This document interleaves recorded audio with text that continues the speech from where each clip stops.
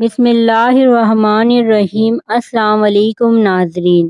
مختصر اعمال اور حج و عمرہ کا ثواب۔